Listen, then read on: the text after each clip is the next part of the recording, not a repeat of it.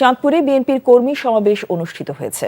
দুপুরে শাহরাস্তি উপজেলার সূচিপাড়া দক্ষিণ ইউনিয়ন বিএনপি ও এর সহযোগী সংগঠনের আয়োজনে লোটরা বাজার এলাকায় কর্মী সমাবেশে নেতাকর্মীদের ঢল নামে।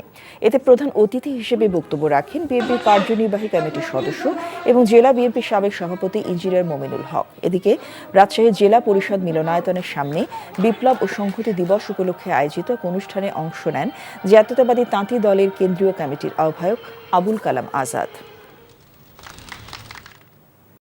টাকা চুরির জন্য যদি আমার গলায় জুতার মালা পরাইতে হয়, তাহলে আমার শালীর সাথে প্রতারণা করার জন্য তোর ফাঁসি হবে। দুলা ভাই, আপনার তো ঘর জামাই বইলা একটা পরিচয় আছে, আমার তো তাও নাই।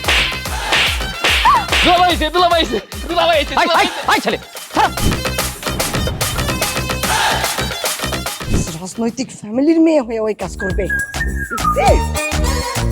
যারে পাবো আরে পিটাবো, রক্তের নেশায় ধরছে, রক্তের নেশায়, কাঁচা রক্তের নেশায় ধরছে। তোমার এই পলিটিক্স আমার বাম পকেটে থাকে। পাকুদের বউরে ঝামেলা পাকাই। এই বেটাই, আমি তখন বিয়ে করিনি। দুইটার আমি গুলি করে মারু। মাসুদরা কোনোদিন ভালো হয় না। আপনার পোশাক আশাক দেখে কিন্তু আপনার তালুকদার বংশের লোক মনে হয় না আব্বা, আপনার মনে হয় যে আপনি ফকির বংশের লোক।